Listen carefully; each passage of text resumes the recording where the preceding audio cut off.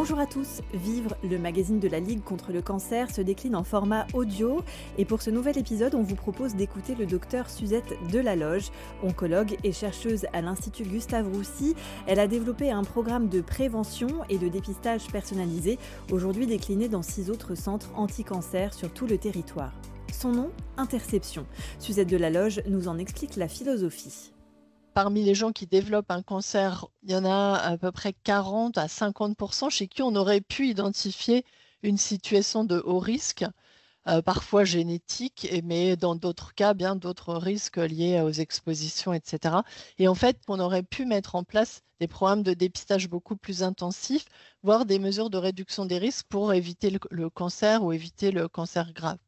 Et donc l'idée du programme Interception, c'est venu de là. C'est un angle extrêmement intéressant, complémentaire pour améliorer la prévention dans le futur, en complément de la prévention primaire classique, ou ce qu'on appelle aussi maintenant primordiale, qui est vraiment tout ce que les États mettent en œuvre pour faire en sorte que les personnes soient le moins exposées possible à des facteurs de risque. Le tabac, l'alcool, l'obésité, les polluants environnementaux, etc., etc. Concrètement, comment fonctionne le programme Interception ? Nous avons posé la question au docteur Suzette Delaloge et voici sa réponse. Comment on fait ? En fait, il faut identifier des personnes qui sont à un risque un peu élevé ou assez élevé de certains cancers. Et donc, soit c'est le médecin généraliste qui va les identifier, soit les personnes s'auto-identifient ou soupçonnent qu'elles ont un risque particulier. En tout cas, ces personnes nous sont adressées. Souvent, on va faire avant une téléconsultation assez rapide pour bien vérifier que ces personnes sont effectivement à risque qui nécessite plus que la routine et le standard. Et une fois que les personnes sont identifiées à risque, en fait, elles viennent passer une journée qui va être une journée dans leur vie qui va être vraiment consacrée à ce risque particulier dans leur situation. Donc, par exemple, on va dire une femme qui a une histoire importante familiale de cancer du sein chez sa sœur, sa mère, et voire une tante en plus, elle a clairement un risque plus élevé que la population générale. Il va falloir faire plus pour elle que chez quelqu'un d'autre.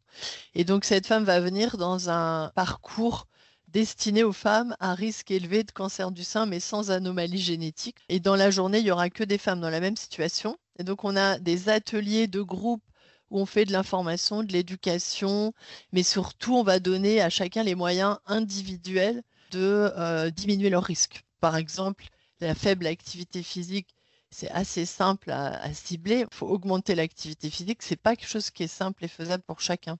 Et donc, on a des ateliers individuels, un atelier général sur le risque de cancer particulier, des ateliers pour la nutrition, un atelier d'activité physique avec un coach. Et puis, on a donc des examens, des consultations.